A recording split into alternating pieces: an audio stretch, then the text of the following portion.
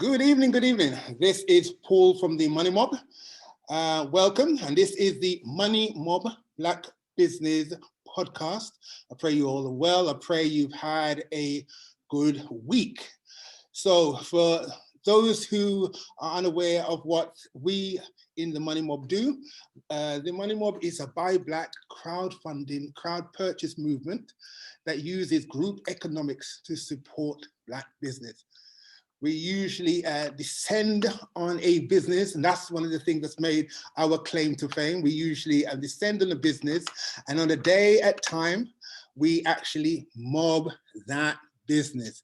Now, it could be 10 people, it could be 110 people, and each person has to spend no less than £10 per person. And in that way, we actually drive direct finances to that particular business. But not only that, we also make sure during our marketing campaign, our promotion campaign, we get eyes to that particular business in itself. So this is one of the things that was our claim to fame. We also have a media platform, or media platforms where we actually inform people about what we're doing. We have interviews. We're on radio. We're actually now going to be on Colourful radio on a monthly basis. So you will see us on Colourful FM. And as I said, you know us from our weekly podcast. So that's just giving you a bit of a flavor of what we are about. So look, I am seated here at Impact Brixton, which is a Black-owned, conscious-driven co-working space in the heart of Brixton. It's a space that offers a place to register your business, as well as a place to actually have your business functioning. You can actually hot desk here, there's event spaces, there's also meeting room and podcast areas, of which I am in. They also have a lot more other activities that actually happen in this space. Now, one of the plans for Impact Brixton over the next few years is to be a great support for not only hundreds, but thousands of people who want to release their passions and impact the community in a broader way. And we're going to be opening up the space for networking, educational programs, as well as events. So if you are interested in being a part of the membership in regards to Impact Brixton, please, when you actually make inquiries to Impact Brixton, go and ask for Paul from the Money Mob. That's mine, that's the name you use, and you will get a 20% discount in regards to your membership. So as I said, that sounds fantastic. As I said, I hope you will be a part of the Impact Brixton experience. Okay, so look, I am now going to introduce to you a lady I had the pleasure of getting in a conversation with recently. She's a lawyer, she's a careers researcher, investor, entrepreneur, and executive director of Future Think, which is a social enterprise. So I want to introduce you to Miss Penny Carballo-Smith. If I pronounced it, did I pronounce it correctly? Carballo-Smith, almost there. Almost there. Okay, good. Yes. Well, good evening, Penny. How are you doing, first of all? I'm very well, thanks. It's such a pleasure to be here. Thank you for having me. Good. And for our viewers, please just introduce yourself in regards to yourself and what you do. Well, I'm originally from Trinidad, trained as a lawyer there, came up to England, did postgrad, worked with KPMG London for several years. And to cut a very long story short, got into the education space. And to cut the story even shorter, in 2011, I set up a social enterprise called Future Think. And our remit and our absolute passion is to equip communities for the digital economy. Okay. Because we recognize that the economy was changing extremely quickly, and technology and globalization was transforming everything. And we didn't think that many communities were prepared. We thought the elite were preparing themselves, but not many communities. So our remit is to prepare those who typically have restricted access to high quality information to get prepared. Fantastic, fantastic. I'm going to go into some of that a little bit later. I mean, all right, we're now in this lockdowns, our second lockdown phase that we're now going through. I mean, how has business and what you're doing, how has it been going during this particular time? Well, I have to say, Paul, we have never been so busy. Oh, wow. Because the reality of COVID-19 has turbocharged the trends that we were seeing 10 years ago. Digital transformation has been turbocharged, but also the transition to a green economy is being turbocharged. So the sort of changes we thought we would see in perhaps 2025 are happening now.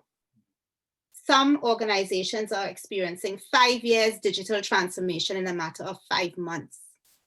So it meant that there's been a lot of demand. People are far more sensitized to the need to upskill and reskill. And also, I work very closely with an organization. Well, I co-founded an organization alongside the British Foundation of the University of the West Indies and the Caribbean Diaspora for Science, Technology and Innovation. And the organization is called the Caribbean STEM Coaching Club. And under the Caribbean STEM Coaching Club, since COVID-19, we set up a new People Helping People initiative where people come together and we get expertise in, but they come together to brainstorm, to learn, and to solve the problems we have in common. So we have never been so busy. If you ask me how much we have managed to monetize, that is a different story, because we have a passion to simply do. So monetization is still a bit of an issue, but in terms of productivity, it's been our most productive year. Wow, all right, that sounds fantastic. So, I mean, just give it an idea. I mean, what was the thing I mean, as I said, your life is very, very, very, very, and I kind of mentioned at the beginning. What was the thing that made your inspiration kind of actually to put this particular social enterprise together? What was your main inspiration? There were three things really. Back in 2009, I read some research under the Labour government, which was very forward thinking, and they painted a picture of how the world was changing. And that first piqued my interest, and I kind of started to track things. But secondly, my son actually went to a boarding school, and in that boarding school, they had parenting classes. So I went to the parenting classes just thinking, well, let me go and connect, But they absolutely blew me away, because what I realized is those parenting classes were effectively equipping the parents or empowering the parents to equip their children for this very different world. And I said, oh my gosh, it's happening in these circles. What about everybody else? Is everybody else being equipped? And then the third thing was my own son, because when he was ready to choose A-levels, I realized, you know what? And we need to rethink this thing, and I actually took time out to research how the world was changing. I actually took about 4 to 5 months out and just said, I'm just gonna focus on research. And what I found blew my mind. And it actually drove some of the decisions that we made with our son, and some of the decisions we made for ourselves. But it's at that point I said, no, I could see very clearly that certain communities were being very well equipped, but too many people weren't. And that's when I decided I was going to set up this social enterprise with a ruthless focus on equipping those who are usually kind of marginalized or socially excluded. Fantastic. So when did you actually create Future Think? 2011. We've been at it for almost 10 years. Wow, that's fantastic. Yeah, and it's been a wonderful journey. Oh, fantastic. Wonderful journey. So next year you'll be celebrating 10 years. Oh, that's fantastic. 10th anniversary. Yeah. All right. Okay. So, I mean, what is the actual philosophy of Future Think? what's the philosophy? What's the main kind of key tenant from the business?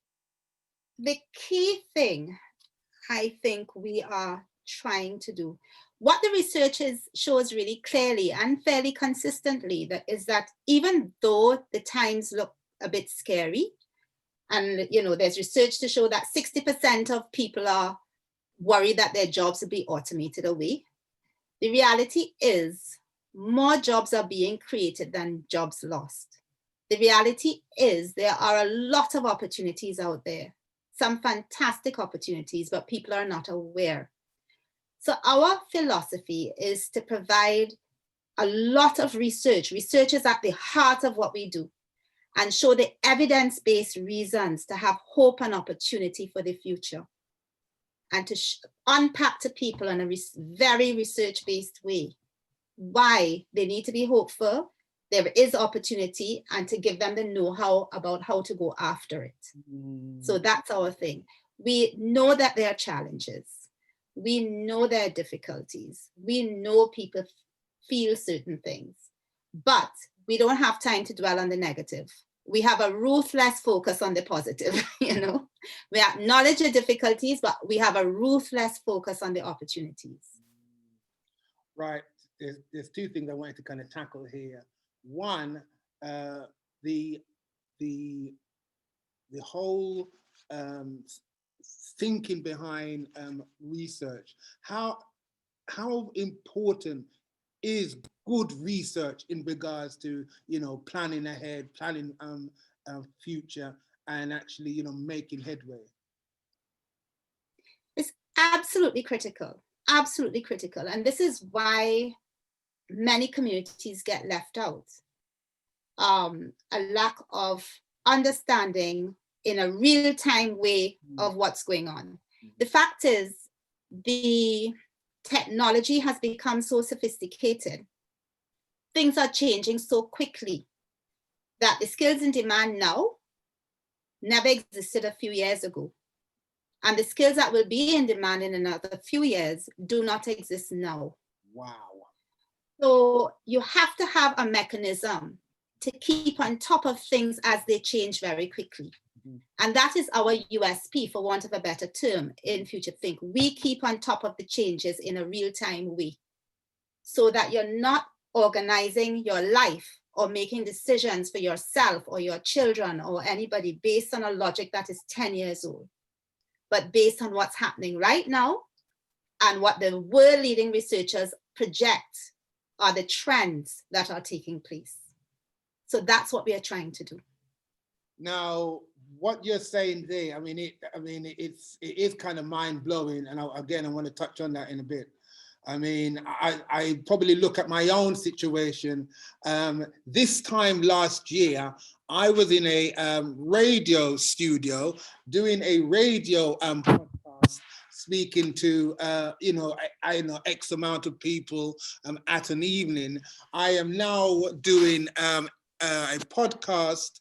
I'm using a screen, speaking to now not 100 or 200. I could be now speaking to anything between 5,000 to 10,000 people at one time, and I could be speaking to people all over the world.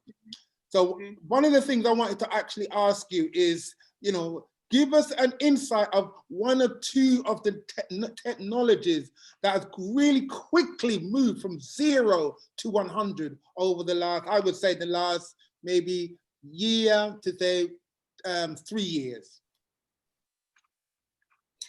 A key one is Shopify. I don't know if you ever heard about it. It's an e-commerce platform. I've got a Shopify account. Yeah, exactly. The technology behind Shopify is so sophisticated that very large companies use Shopify, people like Matalan and stuff. But the fact that you have that quality of technology available to very, very small operators so that they could function and almost compete with larger, that is a major development. Absolutely. And that happened quite quickly. I think Shopify is a main one. Zoom is another example of, I mean, for us too with Future Think, you know, we were struggling with capacity. But in terms, having gone on Zoom, especially with the pandemic, our webinars include people now from back in the Caribbean, from Canada, from the States, as well as here. I'm able to combine them. You know, I didn't have that reach before. So those are just two of many, you know, many. I'll tell you a little one, one that is I'm passionate about, and it's the MRI technology. Okay. That scans the brain. It's become so very sophisticated that we are now able to show, we know how the brain works a little bit better. We're able to see what happens. And that MRI technology that has become so sophisticated has helped to overturn certain beliefs about ability and intelligence that have been holding people back for years. And it's one of, to me, one of the most important developments in technology, because of, again, it encourages people to understand that no matter what your age, you can continue learning because the brain is malleable, it's plastic, and the more you do with it, the more you learn. So especially for older people who now need to upskill and reskill, it's really important that they understand what you call neuroplasticity, the ability to learn. It remains with you before life, but when you see the technology behind it, you understand, you become convinced by it. That to me is one of the more important developments over the last 20 years. That sounds serious. That sounds very, very, very, very serious. But look, one of the things that you've mentioned 3 times in the interview is about being ruthless in regards to now, you know, moving what you're trying to do forward, especially to communities that are deemed as, you know, disadvantaged, or maybe, you know, they do not have like online literacy on the level of maybe other communities which are much more affluent or much more informed. So just give us an idea of, you know, where we're talking about, because I know you obviously you know, from your accent, I know, you know, you're a Trini. I know you have roots there. I know the thing that you're doing there. So is, you know, so just tell me, how broad is this ruthless move? Well, as I said, there are capacity constraints, but we collaborate a lot. That's what we do. We collaborate with several organizations. I collaborate with University of the West Indies, their School of Education. I collaborate with Operation Save Jamaica. I collaborate with what we call Digital Skills TT, Trinidad, you know, a digital transformation unit in Trinidad and Tobago. But I also do a lot of work here collaborating with other organizations.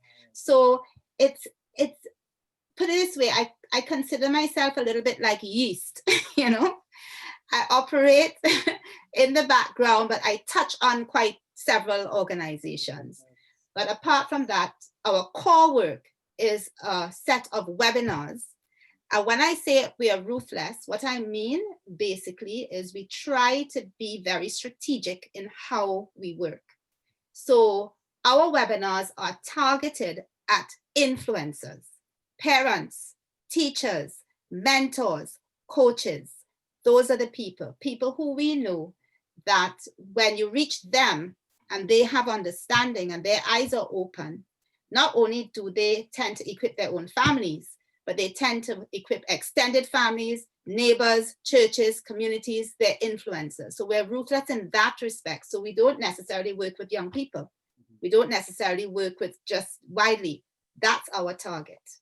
Okay. And we do that in the Caribbean, we do it in Canada, we do it in the States, we do it here. And with of course, the technology, we hope we could do it in many places around the world. Yeah, absolutely. That sounds fantastic. So let us know about one of the things, one of the key things, the key tips that you would give people who are now looking at moving toward all right, grappling with having a much more online or online literacy, tech literacy, computer literacy. What were some of the main tips you would think, all right, for someone who, say, well, look, I need to get a grip of this? What would you say is the key thing? The couple key things. Please fly away. If you want to up your digital skills, you are right. Digital skills will be as essential, or are as essential, as math and literacy, English literacy. It's as essential as reading and writing and numeracy. Digital skills will be how we survive and thrive. We all need to, no matter where your level is, we need to up our skills. Indeed. And everything is absolutely free online. There is no barrier to learning now. Everything is free online, right? The one thing the government did, which has been incredible, back in April, the end of April, when COVID kicked in, they produced a skills toolkit. And it is actually a well-curated set of resources that allows anyone to actually upskill digitally, regardless of what their level is. Right. And it's absolutely free. The courses are all well chosen, and you could navigate that and find your way there. The second tip is this. Learning online isn't always easy. The research shows that only 6% of people who do online learning courses actually complete them. So there is a challenge with the actual motivation and to get through an online course. And this is where people need people. What we advocate strongly in our social enterprise is upskilling hubs, that people must get together with other people to learn and upskill, and have a sort of peer mentorship situation where you encourage each other, because it's actually not always easy to do it entirely on your own. What the research also shows is that people who have been to university are more likely to be the ones who undertake and complete these courses. For people who haven't gone, often they don't have the sense of self-efficacy to do it. And they often need more support and infrastructure. They need more belief that they can. They can, but they need more belief and infrastructure and support. So you do need to have communities to help, and support structures to help people. It's not something you could easily do by yourself. What you're saying there is quite important, and in truth, it's actually quite key at this time, because you now have a situation that quite a few people and quite a few students and school children are now also learning remotely. So yeah, so that's something that's really quite serious. I mean, how do you see that kind of thing scenario kind of panning out? Remote learning. I think remote learning can work extremely well, but there's a different strategy. People need to learn how to learn. Even before COVID, I think one of the biggest gaps in the education system was learning how to learn. It's one of the things we focus on in our social enterprise, because once you learn how to learn, then there is no barrier. Everything is free online. You will be able to do whatever. Learning how to learn online is also a skill in itself. So we have to have an aggressive push towards encouraging people to learn how to learn online. Wow. It can be done. And I think when you have the strategies, to be honest with you, just last week, I had an experience where I was a bit concerned, because I was going to be training almost 70 teachers. And for the first time, I was going to do it on Zoom. And for a lot of my webinars, they're highly interactive. So I was a bit worried, how am I going to get that sense of engagement and connection over Zoom? But I attended something that gave me the techniques. And it was the first time I was going to use the techniques with such a large group, because normally my webinars are like 10 people. But when it comes to the teachers, they tend to be quite large. And to be very honest with you, the engagement was stronger over Zoom wow. than when it was face-to-face, when I adopted the techniques. So I think it's really about education. As we learn how to do things differently, we will actually be more effective. And I think there was research coming out of Stanford University, where some of their classes they had online and some of them face-to-face. So they kind of split the kids. They went to the same classes. Some people learned online, some people learned face-to-face. But the kids who learned online actually performed better than the kids who learned face-to-face. Okay. It's about understanding that there's a different way to learning now, but if we get it, we'll be just fine, if not better off. Fantastic. Okay. Thank you very, very much. So, Penny, what is the plans for the future for Future Think? Excuse the pun. Well, I'm going to use that word ruthless again, if you don't mind. You use it. A ruthless focus on upskilling and reskilling and rapid upskilling and reskilling. We want, particularly when it comes to the African and Caribbean communities, much as we appreciate the Black Lives Matter movement, we want our communities to appreciate that Black skills matter. That that our system has moved from being very qualifications focused to be very skills focused. And we all must have a ruthless focus, I'm sorry, I'm using the word again, on building skills. And so, you know, that Black skills matter. And when we really get that in our head and really go after skills and the right skills and develop the right skills, nothing is going to hold us back. That's what I'd really want. So it's a focus on that. Focus, absolutely. So, all right. So where can people actually get, you know, in contact with you? You know, please give us your details in reference to that. Sure. My website is www.futurethink.info. My email address is futurethinklimited@gmail.com. And it's all spelled out, long, limited, @gmail.com. And my telephone number or my mobile number is 077-344-27539.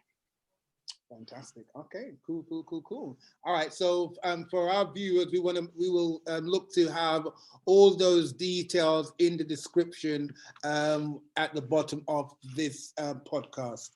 And Penny, I want to ask you, well, before I actually ask you the money mob question, I wanted to ask you this, because I said on our phone call a few weeks ago, I know you studied at University of West Indies, or UE, and you also studied at London School of Economics, LSE.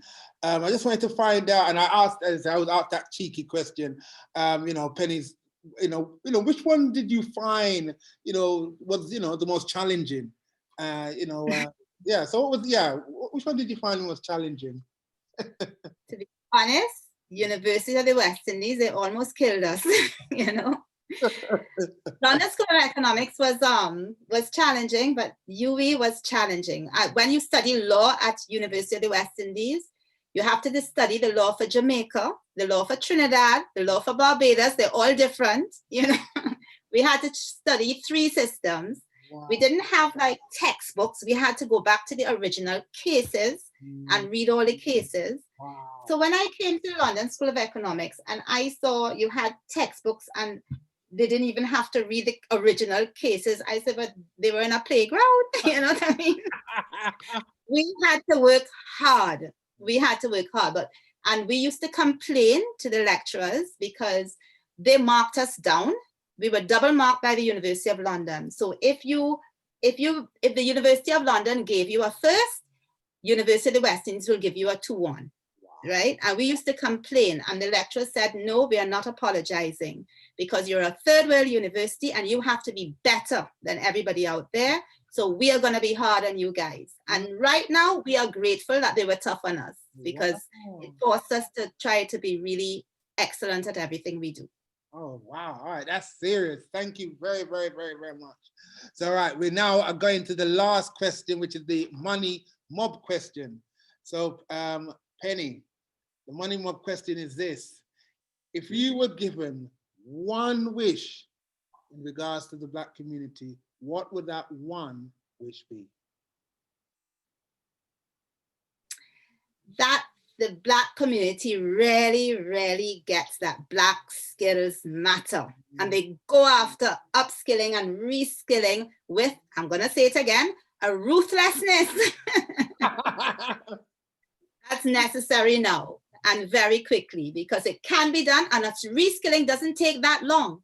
It really doesn't take that long. It can be done from anything between 1 month to 5 months. It doesn't have to take that long. You don't have to go back to university and spend years. It's not like that. So that they really go after developing their skills, and the skills in demand for the jobs and the new jobs emerging out there, the lucrative ones, that they have a focus on that. That's my desire for the community. All right, well, look, we have now come to an end. It has been a pleasure speaking to you, Penny. I definitely want to, in the future, actually have you come back on again. And I definitely think we are going to be speaking offline in the future as well, because I think what you are saying is just so vital. And as someone who very kind of geared towards online and a technical future, I am really I'm really kind of pulled to what you were saying in regards to this. I think it is actually vital. So thank you so much for coming on. And to our viewers, this is one you don't want to miss. So please make sure you like, you comment, and you put a thumbs up. But most importantly, I want you to make sure that you actually subscribe and make people aware of these type of interviews and the interviewees that we're bringing here within the Money Mob Black Business Podcast. I think it's really important. And with that, Penny, I want to thank you again so much. And I want to say to all of us, make sure you support Black business, you support the Money Mob, because it is indeed the future of Black economics. So with that, we bid you a good night. Bye.